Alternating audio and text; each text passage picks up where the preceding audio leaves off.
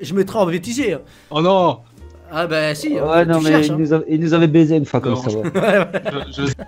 C'est très drôle parce que si tu mets ça à la fin, je vais vous voir que hors caméra on est con quand même, tu vois. Ah On ouais, est ouais. quand même marrant.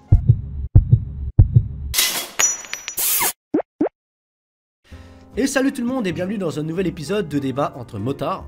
Aujourd'hui j'ai le grand plaisir de recevoir plusieurs autres youtubeurs. Donc on a Kalimé, ensuite on a Lunaris, Volsé, Noah et Duspi. Et aujourd'hui donc quelque part c'est particulier vu qu'on va traiter d'une vidéo et non pas d'un thème global lié à la moto. On va parler de la vidéo de Chris RS, d'accord, que vous avez sûrement déjà vu qu'elle a fait un buzz monstrueux. Hein, c'était le Daily Tweet avec Chris RS qui était déguisé en Père Noël. Alors on va essayer de discuter un petit peu de si l'on est d'accord avec la façon dont a réagi Chris RS, ce qui aurait peut-être été possible d'améliorer ou de faire autrement. Alors très rapidement, un très petit résumé. Donc Chris RS était en train de faire une vidéo habillé en Père Noël. Il était près de rue Rivoli et il voit sur sa gauche une voiture, une Clio, renverser un piéton, en l'occurrence une personne âgée. Cette voiture, au début, semble s'arrêter, même s'il lui a fallu quand même 100 mètres pour s'arrêter. Volsé s'arrête, pas du tout, Chris RS s'arrête avec un VTC. Et il se trouve qu'après, cette voiture redémarre et là commence une course-poursuite à travers Paris. Donc j'avais fait un petit décompte, excusez-moi, je mets mes lunettes parce que je suis un vieux con. Et j'avais vu que au final, lors de cette course-poursuite, Chris RS a manifestement fait des excès de vitesse, a grillé 3 feux rouges, a tapé contre la vitre et c'est à peu près tout. Après cette période un peu agitée, s'en est suivi une période un peu plus calme, d'accord, où il a essayé de la raisonner. Et enfin, il y a toute la partie avec la police. Je vais m'arrêter là au niveau du résumé, n'hésitez pas à aller regarder la vidéo. Je vais commencer par une petite question à Duspi, parce que Duspi avait justement fait une vidéo spéciale sur le sujet. Alors Duspi, est-ce que tu peux nous résumer très rapidement quel était au final le fin mot de cette histoire, quelle était selon toi ton opinion là-dessus? Ouais, je donnais ma petite analyse sur cette vidéo. En fait, moi ce que j'y vois là-dedans, c'est plus l'intention, l'acte civique, l'acte citoyen qui m'a vraiment surpris, mais positivement. Alors effectivement, oui, il a grillé des feux, oui, il a roulé trop vite, oui, il s'est mis en danger, oui, il a pu mettre certaines autres personnes en danger, c'est une réalité. Mais pour moi, le plus important, plus que la loi, parce que des fois les lois ne sont pas toujours bonnes, plus que la loi, c'est cette envie de rendre, entre guillemets, justice, ne pas laisser quelqu'un renverser une personne et pouvoir se barrer comme ça, comme si de rien n'était. Et voilà, et il a eu entre guillemets les couilles d'y aller et de se faire aider aussi par un automobiliste, parce que ça on oublie assez souvent, mais l'automobiliste a aussi un très bon rôle dans cette histoire-là. Et donc voilà, moi mon avis général, c'est que ce qu'il a fait, c'est quelque chose de bien, quelque chose de citoyen. Après, on pourra parler du fait qu'effectivement, il savait qu'il était filmé. Il y en a qui disent, ouais, il a fait ça parce qu'il était filmé. Moi, je pense que sans être filmé, il l'aurait fait aussi. C'est mon humble avis. Voilà. D'accord. Volsé, est-ce que toi, tu rejoins un petit peu Duspi sur son opinion? Alors je rejoins sur beaucoup de points, ouais. En fait, il n'y a pas un seul moment où je me suis dit non, je suis pas d'accord. Donc je suis vraiment d'accord avec ce que tu as dit. Et puis je reviens sur le dernier point que tu as souligné, comme quoi ça m'étonne pas en fait qu'il y ait des gens qui disent ça, ouais, il a fait ça parce qu'il était filmé, parce que quand t'es motovlogueur, il y a beaucoup de choses qui arrivent, et c'est les premiers commentaires que tu vois, c'est ouais, t'as fait ça parce que t'es filmé, alors que pas du tout. Enfin, dans ces moments-là, tu sais, t'as envie d'aider la personne, puis en plus, t'as toujours envie de montrer aux autres que les motards, ils sont pas que là pour foutre la merde, tu vois. Ils sont là aussi pour aider une personne en danger ou un truc comme ça, tu vois. Et connaissant Chris pour de vrai, il l'aurait fait sans aucune hésitation, sans filmer, sans aucune histoire de YouTube et sans être en Père Noël, tu veux dire. D'accord. Quelque part, en fait, là, pour l'instant, les deux avis que j'entends, celui de Duspi et celui de Volsé, sont quand même assez représentatifs de ce que j'ai pu voir au niveau du traitement médiatique. Moi, j'ai quand même, mine de rien, été assez surpris.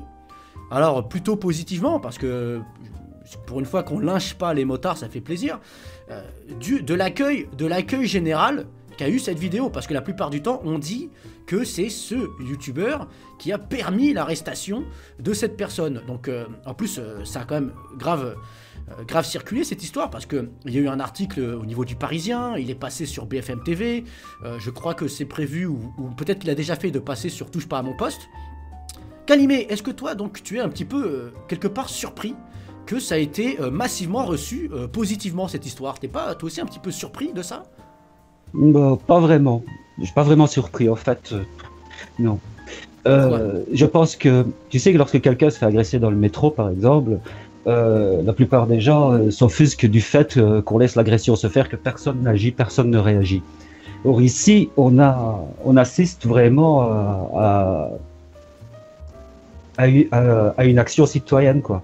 Le gars veut aider. Alors, dans l'action, évidemment, il a pris des risques, etc. Il était dans le stress, voilà, fallait que ça bouge. Et je rejoins De Spi, je rejoins tout le monde là-dessus. C'est vrai qu'il a eu raison de le faire, vraiment. Il a vraiment eu raison. Par contre, ça ne m'étonne pas du tout que ça a pris une telle ampleur, que ça a fait un tel buzz, parce que il y a quelque chose de divertissement aussi dans cette vidéo. Tu vois, les choses qui marchent bien, tu sais, si tu regardes sur YouTube ou à la télé, etc., les chasses de police, les poursuites en hélicoptère, etc., tu vois, ça marche super bien. Donc je pense qu'il y a un intérêt pour ce qu'il a fait et aussi pour l'aspect divertissement. Volsé, je crois que tu voulais intervenir.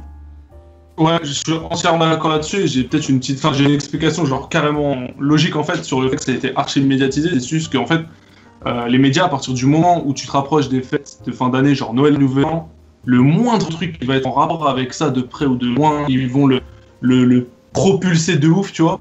Et je comprends que du coup, la vidéo Chris, elle est grave buzzée, parce que un Père Noël, quoi, tu vois. Genre, si on avait été en plein été, à aucun moment, elle aurait tourné comme ça serait à la télé, la vidéo. C'est là, regardez, c'est bientôt Noël. Regardez, d'ailleurs, un Père Noël a sauvé quelqu'un. C'est juste incroyable, tu vois.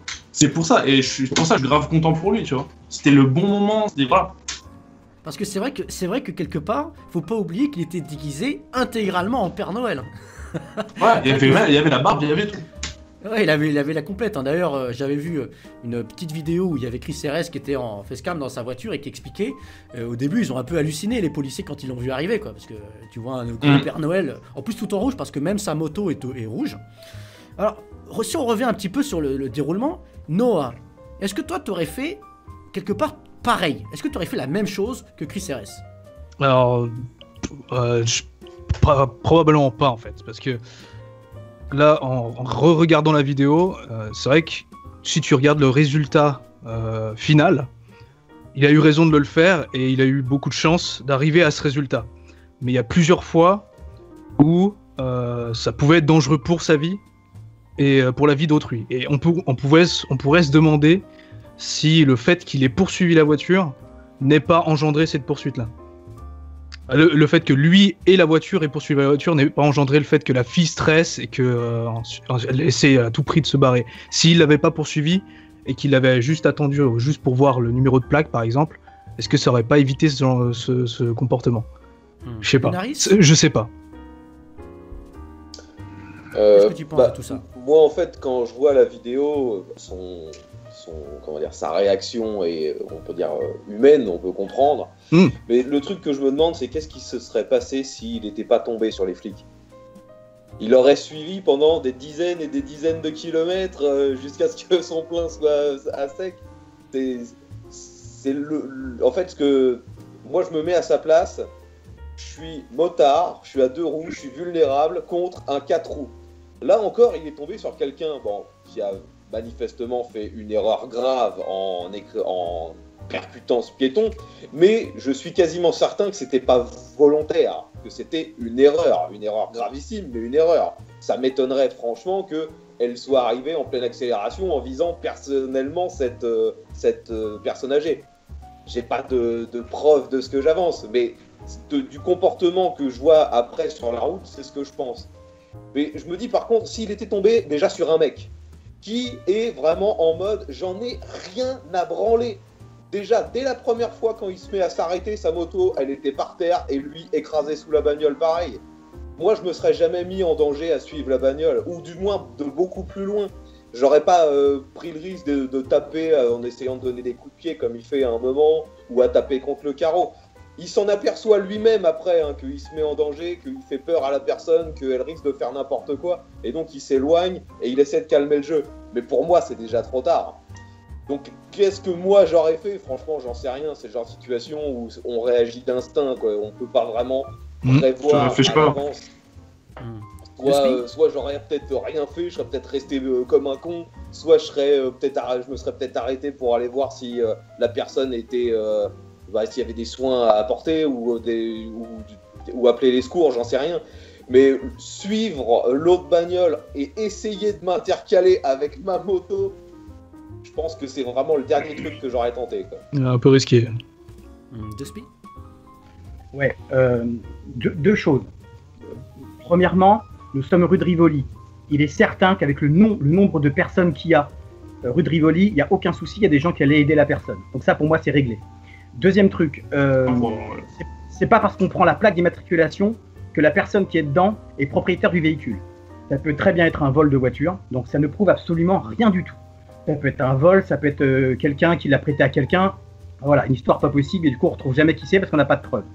Voilà. Et le truc qui m'embête un peu, moi, dans cette situation-là, c'est qu'effectivement, Lunaris, il a raison. Il y a eu une énorme part de risque. Qu'est-ce qui se serait passé s'il n'y avait pas les flics? Alors après, avec la densité de la circulation à Paris, peut-être qu'à un moment donné, je pense qu'elle se serait fait coincer quand même, je pense. Après, voilà. Mais moi, ce qui m'a plu dans cette situation-là, c'est que voilà, on est dans un monde. Tout à l'heure, Calimette parlait des personnes qui sont agressées dans un train, n'importe quoi. On est dans un monde où on regarde les gens souffrir, on regarde les gens crever, on regarde les gens se faire agresser, et de moins en moins on agit parce qu'on a peur des conséquences. On a peur des conséquences pour soi, on a peur des conséquences. Parce se faire mal. On ne sait jamais sur qui on va tomber. Alors effectivement, on ne sait jamais sur qui on va tomber. Mais si on se dit tout ça tout le temps, et putain, c'est vraiment, voilà, c'est marche ou crève. C'est vraiment que chacun pour sa gueule, et cette solidarité humaine et donc motarde, parce que voilà, moi je vais faire un corollaire avec l'esprit motard. Quand on voit quelqu'un se faire déglinguer, et si on ne fait pas grand chose, l'esprit motard va te faire foutre, quoi. Franchement, va te faire foutre. Voilà. Donc du coup, moi j'estime que malgré tout, effectivement, il a pris des risques, mais je les ai trouvés relativement contrôlés, ces risques. Il n'a pas fait n'importe quoi, il regardait à droite, il regardait à gauche, il a quand même freiné, enfin voilà. Il s'est pas mis non plus complètement en danger autant qu'on peut le dire. Moi je trouve que c'est un acte purement citoyen, purement civique, et ça manque, putain de bordel de merde, ça manque dans cette société actuelle, qui est devenue de plus en plus égoïste, égocentrique, et puis nombriliste, quoi, et qu'on n'a rien à foutre de. Voilà. Noah. Je voulais juste revenir sur le fait qu'on a tendance à pas venir en aide aux personnes, mais c'est surtout en fait un biais de complaisance. En psychologie, c'est on a tendance à laisser de côté l'incident qu'il y a en face de nous et se dire que c'est les autres qui vont s'en occuper. C'est pas vraiment. Dans la foule, on a tendance à inconsciemment se dire que c'est bon, il y aura quelqu'un qui va faire le truc à notre place. Tant qu'on n'est pas concerné dans le truc. Après, c'est vrai, je dis pas que c'est totalement fou, enfin, je dis pas que c'est totalement mauvais ce qu'il a fait. Ça partait d'une bonne intention, mais il y a quand même quelques petites choses qui me taquinent en fait sur la vidéo. Le résultat final, comme je l'ai dit tout à l'heure, le résultat final, il est très bien. C'est très bien ce qu'il a fait. Mais c'est vrai que la fille qui était dans la voiture, elle avait un cartable, elle avait l'air d'être une étudiante, donc c'était probablement une voiture qu'elle avait empruntée à ses parents. Par exemple, je présume. On ne sait pas. Ça, bien sûr, voilà, ce sont des présomptions. Après, on sait pas. Je vais rebondir sur ce que tu es en train de dire, Noah.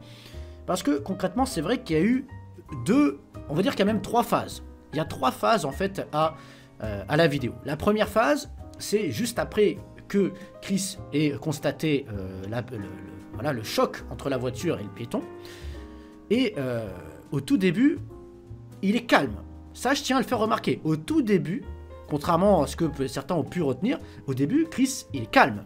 C'est-à-dire, vous regarderez la vidéo, au tout début, il s'est posé devant la voiture, mais le problème, c'est que c'est vrai qu'il y a eu une certaine forme de pression autour de la bagnole. Parce que déjà d'une, il faut bien s'imaginer que la fille avait extrêmement peur, parce que quelque part, c'est vrai que je rejoins aussi Lunari, je pense que je n'ai pas de fait avéré là-dessus. Mais mon instinct me dit qu'effectivement, ça a été sûrement une erreur très grave, mais une erreur, que c'était pas volontaire. Mais bon, il est vrai que, voilà, juste après avoir renversé quelqu'un, bah évidemment, hein, déjà, on est extrêmement tendu, stressé, on se sent pas bien. Si derrière, il y a un motard qui vient se positionner juste devant, un autre véhicule sur la droite, et vous regarderez, il y a aussi un mec qui était en train de faire un jogging, qui est habillé en fluo, qui se précipite vers la voiture. Donc, c'est vrai que quelque part, c'est pas pour donner des excuses à cette personne, mais il est vrai qu'on peut tout à fait identifier un certain nombre d'éléments qui font pression sur cette personne. C'est une femme, ça a l'air d'être une jeune femme. Effectivement, on peut penser qu'elle est paniquée. Par contre, là où c'est par contre un petit peu particulier, c'est qu'il est vrai qu'après, Chris, quelque part, a une attitude un peu plus agressive, donc il tape sur la voiture. Mais il y a encore une troisième phase, donc je disais il y avait 3 phases. C'est la phase où il s'aperçoit. Et il est vrai que mine de rien, je trouve, tu me diras, Kalimé si t'es d'accord avec ça, je trouve que quelque part, il a eu une présence d'esprit assez rapide, Chris, de se dire, ah, c'est vrai qu'il faudrait peut-être effectivement que j'approche calmement, que j'essaie de calmer la situation. Kalimé, est-ce que tu es d'accord avec ça? Ou tu trouves que Oui. non, il a mis trop de temps pour se calmer? Non, mais non, complètement en fait. Oui, il a agi d'abord dans le stress et dans l'urgence. Il s'est rendu compte en réalité que oui, comme tu le dis, que effectivement, la personne paniquait parce que peut-être que la vision du motard lui a fait peur, elle a peut-être eu peur de se faire casser la gueule, etc., etc. Et ça, il l'a compris à un moment où il essaye de calmer le jeu, jusqu'à ce qu'il tombe sur les flics d'ailleurs. Ouais. Moi, je pense que dans l'ensemble, il a réagi humainement, quoi, simplement humainement, quoi. Il a stressé, il a eu un temps de réflexion et il a agi. Oui, il s'est mis en danger. Oui, il a peut-être mis d'autres en danger. La vie est un danger. Et si on ne veut jamais se mettre en danger, bah écoute, il faut rester devant la télé, à bouffer des chips et boire du coca. Et là, on ne se mettra pas en danger. On mourra tranquillement devant sa télé. Je vais faire l'avocat du diable et poser une question un peu provocatrice, exprès à Volsé. Volsé, toi aussi, tu as déjà eu un road rage. D'accord? Oui, d'accord, c'était une vidéo qui avait fait un gros buzz aussi. Je crois qu'elle est à 750 000 vues. C'est une question rhétorique, j'ai regardé juste avant. Je sais qu'elle est à 746 000 vues. Je vais me mettre dans la peau d'un haters, d'accord? Et dire la phrase suivante. Ouais, mais Chris RS, il avait fait un délit de fuite, il avait déjà fait une vidéo délit de fuite juste avant, qui elle-même avait buzzé. Est-ce que c'est pas simplement un mec qui adore cultiver les délits de fuite, qui cherche les problèmes et qui cherche, dès qu'il en a l'occasion, à faire une vidéo buzz? Qu'est-ce que tu as à répondre à ça? Alors, qu'il me semble, moi, par rapport à moi, genre par rapport à... Aux deux, comprends la question comme tu le souhaites. Tu te démerdes. Ok, en gros, moi, là, je suis pas du tout dans la même optique maintenant, en tout cas, de quand ça s'est arrivé, tu vois. Ça s'est arrivé, c'était peut-être pas le meilleur moment dans ma vie où il fallait me faire chier, tu vois. C'est pour ça, je me suis peut-être un peu emporté. Là, si ça avait été maintenant, et par exemple, si ça avait été Chris à ce moment-là, Chris, il aurait pris vraiment le truc calme, en mode, mec, écoute, voilà, pisse, quoi, je fais pas d'embrouille et tout. Alors que, c'est pas un mec qui, enfin, voilà, il va pas chercher le problème, tu vois ce que je veux dire? C'est... Après, moi, je suis peut-être un mec à chercher les problèmes aussi, mais là, sur le coup, c'était pas la meilleure période, en fait, tu vois, pour m'emmerder. Mais là, maintenant, si je devais refaire ça, là, j'aurais fait à la crise, j'ai envie de te dire, tu vois, en mode calme, voilà. Mais moi, je trouve que dans sa réaction, quand on dit est-ce qu'il a peut-être mis un peu de temps à faire ça calmement, au final, ça aurait changé quoi? Est-ce que ça a changé quelque chose? Pas du tout. Il avait fait ça direct, bah, ça aurait changé quoi? Il aurait juste perdu du temps. Et voilà, genre, je veux dire, au final, c'est pas la manière douce, on va dire, qui a fonctionné. Donc, pour moi, qu'il s'y soit décidé à le faire avant ou plus tard, genre, ça change rien, parce qu'au final, ça servait à rien avec ce personnage, tu vois ce que je veux dire. Ouais, je vois ce que tu veux dire. Noah, tu voulais intervenir? Ouais, est-ce que je peux me permettre d'apporter le côté pénal, en fait, du truc? Bien sûr, vas-y, avec plaisir. Parce qu'en fait, là, je vais dans le sens de Chris, parce qu'il a eu totalement raison de faire ça, parce que dans l'article 73 du Code pénal français, dans le cas de crime flagrant ou de délit flagrant, puni d'une peine d'emprisonnement, toute personne en qualité pour pouvoir appréhender l'auteur et le conduire devant un policier. En fait, n'importe qui peut selon la loi, si les témoins faire l'arrestation. Alors, Ouais, j'aimerais juste apporter une petite... Après- Vas-y, Volsé. je peux. Vas-y. Vas-y. Ah, ok. Parce que c'est super bien que tu dis ça, parce que en fait, dans le cas contraire, si t'aides pas, c'est comment on appelle ça, non-assistance à personne en danger. Non, c'est s'il n'aidait pas la personne qui était par terre. Voilà. Ah oui, d'accord, ok. Ah oui, S'il c'est aidait vrai. pas la- effectivement. Mais comme il y avait Ouais, des gens autour, c'est vrai. Ouais, c'est vrai. Inaris, Du coup, bah, ouais, je c'est te ça. voyais, Mais comme tu disais, rue de Rivoli, pas besoin. Moi, je voulais rebondir très rapidement sur ce que vient de dire Noah à propos du code pénal. Parce que je tiens quand même, d'accord, j'ai un petit passif dans le droit, et je tiens quand même à mettre en garde, d'accord, les auto-interprétations de codes dans le droit, d'accord. Nous ne sommes pas des juristes, et il faut bien comprendre que la loi, c'est pas une recette de cuisine. D'accord ? Il y a toujours une jurisprudence et c'est toujours sujet à l'interprétation du juge, du procureur, etc. Et je mets en garde parce que ce que vient de dire par exemple Noah, c'est bel et bien dans le cas, d'accord, d'une infraction commise qui est sujette à emprisonnement. C'est-à-dire que si vous voyez quelqu'un, je ne sais pas moi, qui a fait quelque chose qui est sujet à une simple contravention, vous n'avez pas le droit de faire le travail de la police. Là, pour le coup, ça ne rentre pas dans le cadre de cet article. Après, il y a un deuxième cas, parce que là, c'est dans le cas où tout se passe bien. Mais je ne vous souhaite pas de vous réfugier derrière cette loi si, lorsque vous avez essayé d'appréhender le criminel, eh ben, vous avez renversé quelqu'un. Parce que là, d'un coup, on commence à rentrer dans des délires. Je ne suis pas sûr que la loi vous protège.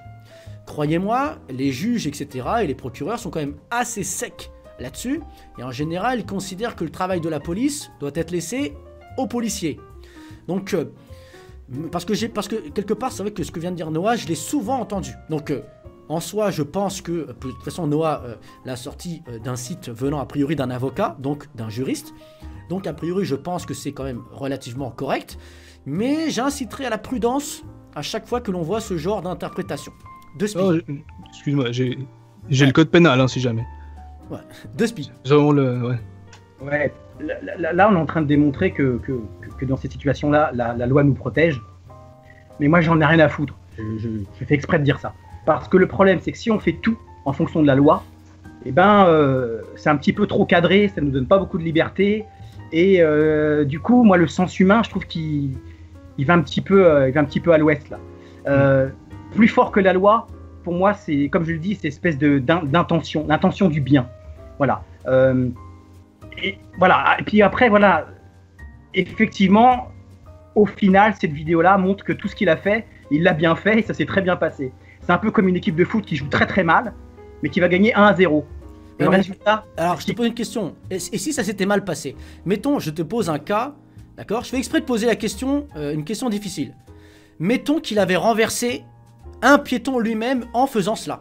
Tout à fait. Eh bien, c'est tout à fait regrettable, mais, et je l'assume à 100%, c'est l'intention de pas laisser une personne, comment dire, renverser quelqu'un et se barrer qui compte pour moi en premier. Voilà. Après, parce que dans ce cas-là, si on réfléchit tout le temps comme ça, si on réfléchit tout le temps en conséquence, comme je disais tout à l'heure, on ne fait plus jamais rien pour l'autre. Plus jamais, plus jamais, plus jamais. Alors, et c'est ce que j'ai aimé, c'est que dans sa course-poursuite, c'était une course-poursuite raisonnée, entre guillemets. Il n'a pas fait n'importe quoi. Il a même eu la présence d'esprit, très rapidement, de se dire, effectivement, je suis peut-être un petit peu trop pressant, un petit peu trop étouffant, je vais peut-être essayer de calmer la personne. À savoir aussi un truc, c'est que quand vous dites que la personne, ça se trouve, elle a été prise de panique quand on l'a renversée, qu'est-ce qu'on en sait?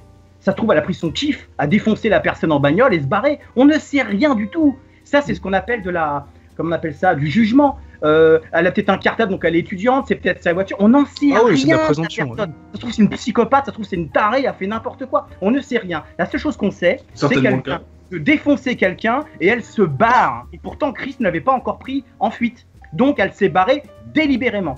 Voilà. Et pour moi, ça, c'est plus grave que tout. Elle a le droit à l'erreur. Si c'était une erreur, on peut faire une connerie, mais on s'arrête, bordel de merde. C'est gravissime de se barrer, un point, c'est tout, qu'on ait peur ou pas. Voilà. Calimé, si Chris Serres avait renversé quelqu'un. Au risque de me répéter un peu, c'est un risque à prendre, quelque part. Donc tu rejoins deux spies là-dessus. Avec les si, on ne fait plus rien. Tu vois, c'est ce qui me On coupe gêne. des arbres. Si c'est dangereux, ben j'arrête la moto, j'arrête la mécanique parce que je risque de me brûler, j'arrête tout pratiquement, quoi, tu vois. Je pense qu'il y a des risques à prendre. Là, je reste sur cette position. Il y a le risque pour soi et puis il y a peut-être le risque pour les autres. Toi, personnellement, est-ce que tu serais allé jusqu'à ce qu'a fait Chris Herrez? Est-ce que tu serais allé jusqu'à vraiment continuer la course-poursuite jusqu'à ce qu'elle s'arrête? Vraiment? Ben, j'ai eu un moment où tu te serais arrêté. J'ai eu à le vivre il y a un nombre d'années, donc j'étais pas seul et on est allé jusqu'au bout. Alors, je voudrais pas me gausser sur ce que j'aurais fait ou ne pas fait dans le cas de Chris, puisque, encore une fois, dans le stress, dans la situation, on ne peut pas savoir comment on réagit. Absolument. Mais je pense que oui. Je vais dans son sens et je pense que oui, je l'aurais fait. D'accord. Ben moi, à titre personnel, là pour le coup, je sors un petit peu du cadre du présentateur. Je vous cache pas que cette vidéo m'a rendu très très perplexe. Parce que je suis motard moi aussi. Je pense que mine de rien, les motards se ressemblent quand même souvent. Hein. On est quand même un petit peu avec la même mentalité. Et c'est vrai que moi, quelqu'un qui ose s'enfuir après qu'il ait renversé un piéton, c'est vrai que ça, j'avoue que j'aurais vu rouge. C'est vrai. Après, c'est toujours très difficile de savoir qu'est-ce que j'aurais fait, qu'est-ce que j'aurais pas fait. Mais déjà, ça m'a rendu perplexe. Je veux même pas partir sur qu'est-ce que j'aurais fait, qu'est-ce que j'aurais pas fait. C'est un petit peu compliqué. Mais en tout cas, voilà, cette vidéo m'a rendu perplexe et j'étais pas, comme beaucoup de motards, instantanément du côté de Chris Herrez. Je me suis dit, bon, on va d'abord analyser un petit peu l'histoire. Et c'est vrai qu'après moult réflexions là-dessus, je me suis dit, bon, j'ai pas forcément de choses négatives à dire là-dessus parce que il a quand même relativement fait attention. Je vois que par exemple, même au moment où il était dans la course-poursuite, on le sentait quelque part très très gêné. On le sentait très gêné. Quand il a passé le feu rouge, on l'entend dire « Ah merde », etc. On le sent vraiment gêné. Quand il arrive au niveau de l'intersection, il klaxonne pour essayer de se faire voir. Donc on sent que c'est pas quelqu'un en tout cas qui a pris son pied à faire la course-poursuite. Vous savez, ça c'est le genre de petits détails que moi je regarde et qui me font dire que effectivement la manœuvre était peut-être a priori honnête entre guillemets, tu vois. Après on va parler un petit peu de ce qu'avait dit Chris Herrez sur le fait qu'il voulait être policier. Alors là on va faire un petit peu les psychologues de comptoir. Est-ce que vous pensez que cette phrase-là, d'accord, montre vraiment quelque chose sur la personnalité de Chris Herrez? Je vais demander la question à Lunaris. Bah oui, moi j'ai pris le temps quand même de regarder la vidéo jusqu'à la fin et c'est vrai qu'entre guillemets on a l'impression qu'il est en kiff quand il est escorté par les deux autres policiers avec les sirènes et tout. Ah, c'est normal. On a l'impression qu'il vit un rêve le mec. Bon, chacun voit un rêve du métier qu'il veut quoi. J'ai rien contre ceux qui font policiers, gendarmes, militaires, enfin peu importe. Mais oui, je pense que ça peut expliquer entre guillemets son réflexe vouloir un petit peu se lancer dans une course-poursuite. Après, pour revenir sur tout ce qui a été dit, c'est clair que j'ai le même point de vue que vous. C'est ce qu'il fait, c'est quand même relativement safe. Moi, le seul truc qui me pose vraiment problème, c'est qu'est-ce qui serait passé si jamais il n'était pas tombé sur les gendarmes, enfin sur la police.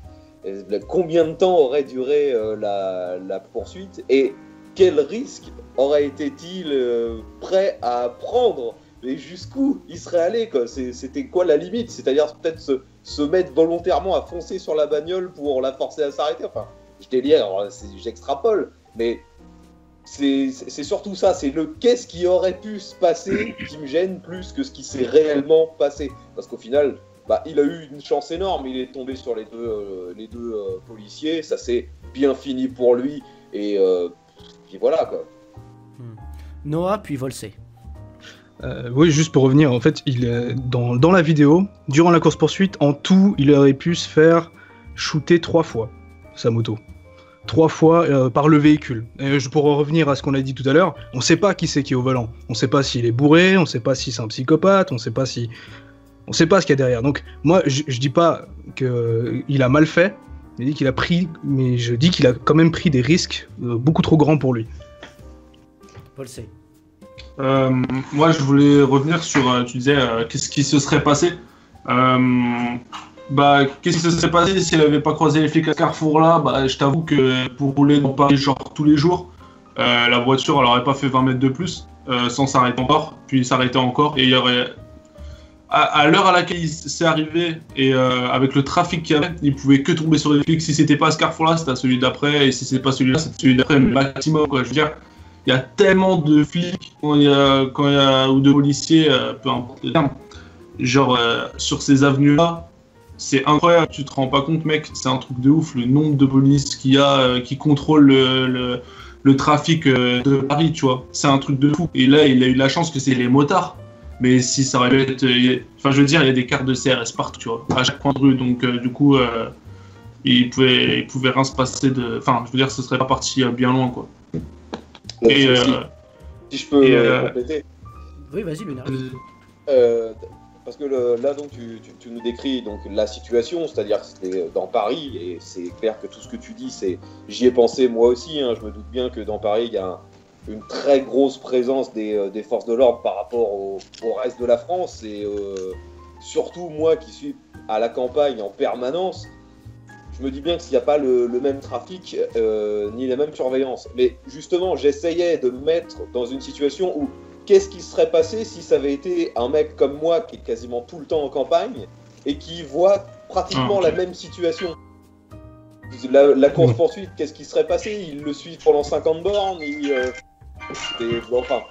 C'est juste ce truc-là qui me fait un peu bugger, quoi. Je me demande, c'était quoi vraiment la finalité? Qu'est-ce qu'il voulait faire, quoi? Parce que même s'il avait réussi à arrêter la dame, qu'est-ce qu'il se met à faire? À essayer de négocier avec elle pour qu'elle se livre toute seule, il la plaque au sol. Enfin, c'est vrai que dans l'absolu, j'ai du mal à comprendre. Je pense que je vois un petit peu ce que tu veux dire, Lunaris. Tu me corriges si j'ai mal interprété. Mais c'est vrai que quelque part, on va pas se mentir, un motard, enfin une moto, n'arrêtera pas une voiture. Ça, c'est clair et net. C'est clair que non. Une moto, ça fait quoi? Ça fait, allez, 200, 300 kilos. Allez, 400 pour les grosses motos. Une voiture, ça fait minimum à chaque fois 1 tonne, minimum. Donc concrètement, rien qu'au niveau du poids, une voiture renversera, mais comme une quille, une moto. Donc c'est vrai que même quand on voit les courses-poursuites avec les motards de la police, bon bah concrètement, heureusement qu'ils sont armés déjà, et puis quand bien même, c'est surtout le fait que ce soit l'autorité qui montre que voilà, on va pas les renverser. Mais dans l'absolu, tu tombes sur un fou furieux, il te renverse ta moto, mais comme si c'était un jouet. Et d'ailleurs, j'ai pu constater ça, moi, dans pas mal d'accidents. Parce que des délits de fuite, de par mon activité, j'en ai déjà vu beaucoup. Et concrètement, enfin mon activité, le mec il se la pète pas du tout déjà. Non, de par les analyses d'accidents, voilà, j'en ai vu beaucoup, des délits de fuite. Et ça m'est déjà arrivé de voir des voitures qui étaient pas du tout sympathiques. Voilà, et qui, en fait, concrètement, déglinguaient les motos qui les suivaient. De Spi, je voyais que tu voulais réagir. Donc, la raison du plus fort est toujours la meilleure. Non, pas nécessairement, c'est pas ce qu'on est en train de dire. Attends, je vais développer. Ça veut dire que systématiquement, si on se rend compte qu'on a très peu de chance, on n'agit plus. Si on se rend compte qu'il y a des risques, on n'agit plus. Si on se rend compte que c'est compliqué, on n'agit plus. Voilà, ça m'embête. Pour en revenir je l'aime, ce mec. Sur le plan psychologique, effectivement, quand il y a du monde, on se mêle un petit peu dans la masse et on ne prend pas ses responsabilités. Eh bien si, il y a des gens qui le font. Il y a des gens qui ont ce caractère-là. Il y a des gens qui pensent aux autres. Il y a des gens qui agissent pour les autres. Il y a des gens qui ne laissent pas les autres tout seuls. Et il y a des gens qui prennent ces décisions-là, sans doute à la place des autres, parce qu'ils aimeraient peut-être le faire, mais ils n'y arrivent pas. Voilà. Et c'est des mecs comme lui, à mon avis, comme lui et comme plein d'autres, qui peuvent le faire. Et effectivement, quand tu parlais tout à l'heure que son rêve de gamin, c'était d'être policier, et ben moi, j'y vois pas qu'un hasard, quoi. Effectivement, alors évidemment, ça fait un peu cow-boy dans l'histoire, mais c'est peut-être dans son esprit, dans son âme, de vouloir rendre justice, entre guillemets, parce que ces situations-là sont inadmissibles. Et moi, je m'y reconnais parfaitement. Je suis éducateur spécialisé, c'est pas un hasard, je sais pourquoi, et ben je sais aussi peut-être pourquoi elle a voulu faire policier. Voilà ce que je vais te poser une question très difficile de Spi, d'accord? Qui est sûrement même un petit peu déplacée. Mais j'ai quand même envie de voir ta réponse là-dessus. Mettons que tu aies un fils qui soit motard. Est-ce que s'il avait tenté de faire ce qu'a fait Chris RS, je sais que c'est une question à la con, mais je veux quand même avoir la réponse. Mettons que tu avais un fils qui était motard et qui a fait la même chose qu'a fait Chris RS, mais qu'il venait à se blesser, voire même se tuer en faisant cela. Qu'est-ce que t'en penserais? Est-ce que tu penserais que ton fils a eu raison ou pas? Mon C'est une fils, question difficile et con, je le sais, mais je vais avoir ta réponse. c'était un héros. Non, évidemment que ça serait malheureux. Tu vas jusqu'aux extrêmes. Tu vas C'est fait jusqu'aux exprès, extrêmes. Et après, moi, j'ai envie de rebondir sur. Pour une Ah fois, ouais, je française pas comme ça. sur Bidon de Lunaris, mais je rebondis sur Calimette. Ah non, mais je veux que tu répondes à ma question d'abord. Je ne veux pas penser. Bah, c'est ce que je viens de te dire. Je serais. Bah, mais attends, quelle que soit la mort et quelle que soit la façon dont mon fils meurt, je suis triste. Donc, je serais triste. Ça, c'est une chose. Après, il peut mourir en tombant du bus. Il peut mourir en ayant un accident de voiture avec moi. Il peut mourir d'une crise cardiaque. Tu le sais bien. Il peut. Mais Voilà. ça, ce sont des accidents. Là, il aurait, entre guillemets, C'est un accident. cherché. Ça aussi, c'est un accident. Il faut savoir qu'un accident, c'est la cause de plusieurs facteurs qui se rajoutent les uns aux autres. Voilà. C'est des mauvaises décisions qu'on prend, les uns et les autres. Après, Je pense que tu vois pas ce qu'il voulait dire MVF. Il tourne ça en fait. Lui, il voit l'autre côté, genre plutôt par rapport à ça. Seulement le sentiment de ça. Est-ce que tu te serais plutôt dit genre, c'est au moins il est mort en tentant quelque chose pour le bien de l'humanité ou le bien de quelqu'un ou le bien d'une personne. Ou alors est-ce qu'il se serait dit, ou alors est-ce que tu te serais dit, putain, c'est con qu'il ait fait ça, quoi. Je pense que c'est ça que tu voulais C'est ça, dire, l'idée, ouais. MVF. oui, Ouais, mais moi, je vais encore plus loin. Évidemment, alors, pour le bien de l'humanité, c'est un grand mot, mais pour le bien tout court. Voilà. Et si mon fils fait ça, j'en suis fier à la base, qu'il soit mort ou pas mort. Après, voilà, c'est des circonstances qui font que, effectivement, il peut avoir un accident. Mais Sachant que la personne qui a été renversée, au final, n'avait rien de cassé et elle n'avait que des bleus. Oui, mais ça, on ne le sait pas sur le coup. Très On juste. ne le sait pas. Et ça veut dire que. Et puis tu sais, nous sommes des êtres vivants qui réagissons avec instinct. Comme je parle souvent de réflexes archaïques, on voit quelqu'un qui se fait blesser, réflexe de survie, réflexe de justice, on agit très vite, on agit peut-être des fois n'importe comment. Et moi je trouve que dans toute cette situation-là, dans toute cette vidéo, eh ben écoute, c'est pas mal. Moi je trouve que c'est vraiment pas mal, parce que finalement, on se prend la tête à imaginer des scénarios et tout ce qu'on veut, mais il a réussi, le mec. Il a réussi, alors qu'on ferme notre gueule un petit peu de temps en temps, quoi. Il a réussi, il a tout géré de A à Z vachement bien. Mais c'est ça la réalité aussi. C'est qu'on Ouais, c'est on fait clair. des scénarios, on mettrait Paris en bouteille, le mec, il a fait son taf. Et c'est par hasard si justement le Parisien, BFM, machin, le mec c'est un héros. Alors j'exagère un peu, mais quelque part, qui c'est qui l'aurait fait, qui c'est qui aurait eu les couilles de le faire? Voilà, moi c'est ça que je vois, c'est l'intention plus que le résultat. Même si effectivement le résultat est peut-être des fois dangereux, il peut y avoir des risques. Alors, comme d'habitude, je vais vous laisser à tous une petite minute de conclusion. On va commencer par Noah. Noah, on t'écoute. Eh bien, pour moi, pour ma part, ce sera que, au niveau judiciairement parlant et au niveau de l'éthique, c'est juste ce qu'il a fait. Mais il y a quand même quelques points sensibles que je retiendrai pour ma part sur mon avis personnel. D'accord. Est-ce que tu pourrais peut-être les citer rapidement? C'est quoi Sur le fait de se mettre devant la voiture pour tenter de l'arrêter sans connaître forcément l'antécédent, le conducteur, risquer sa vie, quoi. À la limite, D'accord. suivre le véhicule et puis faire un appel à la police via son intercom et puis donner des indices pour qu'il puisse retrouver le véhicule. Mais se mettre devant, c'était la chose un peu risquée. D'accord. Calimé? Bien, on peut être pour ou contre. De toute façon, nous sommes tous libres de donner nos avis et voilà. Le choix qu'il a fait, je le respecte. Je le répète encore, il a pris des risques et il a eu raison de les prendre. Donc voilà. D'accord. Bon. De Spi? Le but d'un débat, c'est bien de nuancer nos avis. On est quand même plus ou moins tous d'accord sur le fait qu'il a bien fait d'agir. Après, c'est le comment il a agi. C'est ça qui fait un peu plus la différence entre nos avis. Ce que j'ai envie de dire, pour revenir à ta question de tout à l'heure, c'est que si c'était mon fils qui avait été renversé, voilà, et ben j'aurais été très très content, ou moi, ou n'importe qui d'autre que je connais, j'aurais été très content que quelqu'un justement aille essayer de chercher cette personne-là, parce que voilà, on s'en va pas comme ça, on n'écrase pas quelqu'un et on se barre comme ça, parce que pour moi le délit de fuite, c'est limite un délit de fuite. Si c'est pas un homicide volontaire, il n'y a pas eu mort d'homme, mais pour moi ça devient un homicide volontaire dès lors qu'il y a délit de fuite. Voilà, on se barre pas comme ça, on assume, on peut faire des erreurs, mais on assume, enfin c'est tout, parce que sinon c'est la fin. Et puis un dernier truc, c'est que si on pense tout le temps au risque, et ben on fait jamais rien de sa vie. Et comme disait Calimette tout à l'heure, on reste assis sur sa chaise et on ferme sa gueule. Voilà. En tout cas, je trouve ça très intelligent de ta part d'avoir effectivement retourné la question que je t'avais posée. Parce qu'on peut imaginer que ce soit ton fils qui soit à la place de Chris Cérès, mais on peut tout à fait imaginer l'inverse, à savoir ton fils à la place du piéton. Donc je trouve ça très très pertinent d'avoir retourné la question. Lunaris. Moi, je trouve que la conclusion qu'a fait Noah était très très bien et elle va parfaitement dans ce que je pense. C'est-à-dire que pour moi, un des seuls problèmes dans ce qu'il a fait, c'était de s'interposer avec sa moto face au véhicule. Parce que quand on est en moto, on est extrêmement vulnérable. Et s'il était vraiment tombé sur un mec complètement dingue, puis il l'aurait dégagé comme un jeu de quilles.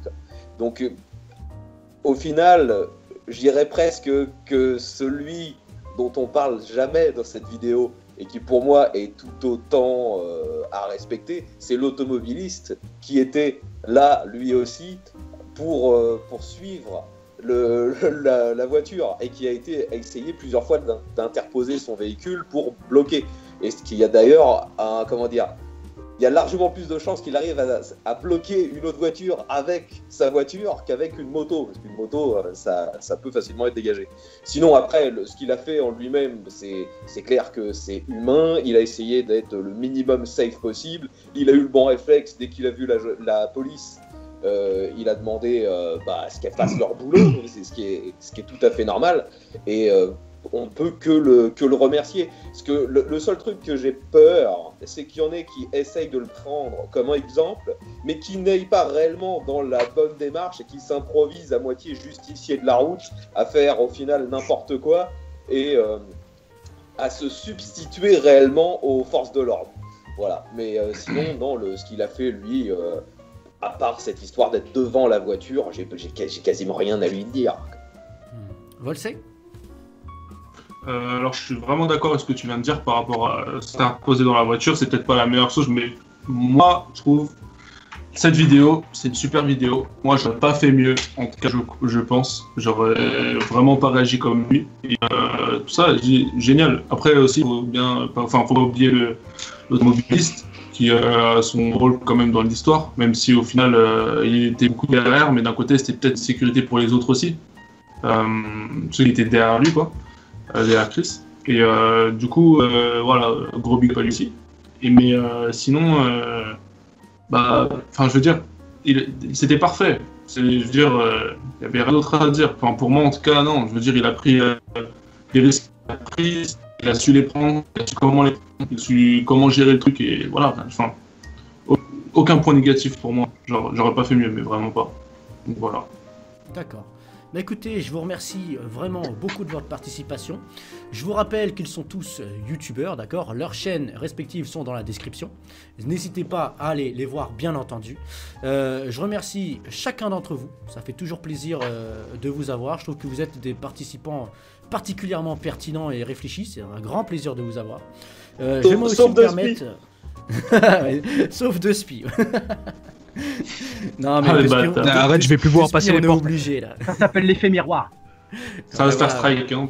Il est jaloux parce que cette fois-ci Despy n'a pas voulu rebondir sur Lunaris. Voilà, c'est ça.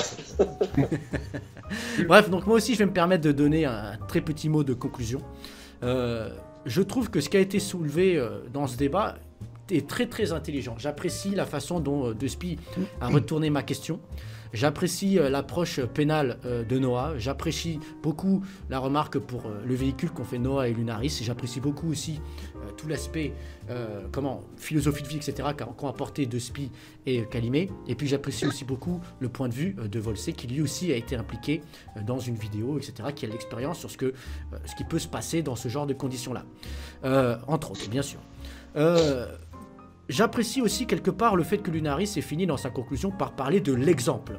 Parce que c'est vrai que c'est quelque chose qu'on n'a pas forcément beaucoup abordé dans ce débat, à savoir, qu'en est-il de ceux qui regardent cette vidéo ? C'est vrai que j'espère que les gens sauront toujours garder en eux cette capacité de réflexion et bien comprendre qu'il n'est pas forcément, d'accord, avisé de foncer tête baissée sans réfléchir. Il se trouve que ce qu'a fait Chris RS était quelque part, je pense qu'on a plus ou moins tous été d'accord autour de cette table, globalement positif. Alors après, il y en a certains qui n'auraient pas forcément mis leur moto devant, etc. Mais globalement, il est vrai que le geste a été globalement salué, et c'est un geste que quelque part je salue moi aussi. Mais maintenant, quid, comme qui dirait, quid bien de l'exemple des autres. Je pense que les gens ne sont pas cons, d'accord, et que concrètement, ils sauront toujours faire ce qui est raisonnable, et garder en tête que dans la vie, il y a des exceptions, et que peut-être dans d'autres conditions, dans d'autres circonstances, il aurait été préférable de ne rien faire. Ça, il faut aussi parfois le garder en tête. C'était pas le cas de la vidéo de Chris Cérès, mais ça peut être le cas de certaines conditions que vous rencontrerez dans la vraie vie. En espérant donc que ça vous ait plu, n'hésitez pas à vous abonner, à liker la vidéo. Encore une fois, à aller voir la chaîne des participants. Vous avez pu le voir, ils sont tous avec de la jugeote. Je vous remercie et puis je vous fais un grand V à tous. Allez, ciao tout le monde. Je vais vous laisser à tous une phrase de conclusion. Qui veut commencer la conclusion, lève la main. Personne. Vas-y, c'est toi qui décides, mec. Eh ben, c'est toi le taulier. Calimé, tu vas commencer la conclusion. Ça marche? Ouais, attends, faut que ça me vienne. Ouais, alors réfléchis. Donne un ordre, mec, au pire. Genre. Calimé, fais-moi 20 pompes. Non, mais pas un ordre. Non, mais. Non. Aval. Non, ouais.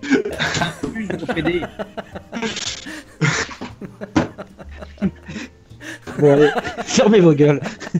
Avec la tenue de vieux Bislard, suce-moi la bite, trop fort. Et il était Avec pas les prévoté là. cagoulés. Noah, t'es chaud? Vas-y. Ça va. Eh bien, Ouais, ça va. êtes Attends, prêts mais tu pardon. te détends là. Dis donc. Un ordre. Eh, il est chaud, il est chaud. C'est qui le patron là, dis donc? Pardon. Hein. Non, mais ferme-la pas trop, moi je vais plus savoir. Et le patron l'a dit donc. Ah, bah là. Comment Bon, tu veux conclure Jean-Michel raciste. Jean-Michel raciste. Allez, Jean-Michel raciste, merci. Et bon, bonnet. Je mettrai en bêtisier. Oh non. Ah bah si. Ouais, non, tu mais cherches, il nous avait baisé une fois comme Non, ça, ouais. Non, mais c'est très drôle parce que si tu mets ça à la fin, je vais voir que hors caméra on est con quand même, tu vois. On est quand même marrant. Et Calimette, c'est la crampe de Pulp Fiction en fait. Ouais, c'est ça. On a envie de lui faire ça sur la tête.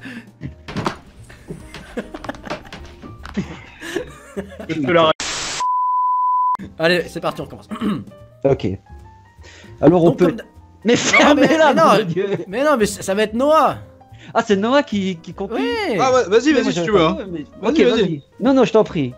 Allez, ce sera Noah et après ce sera toi Calimé, ok? Donc comme d'habitude, je vais vous laisser à tous une petite minute de conclusion. On va commencer par Calimé. Non. Non mais non, je suis con, mais non, autant pour moi, mais non. Putain.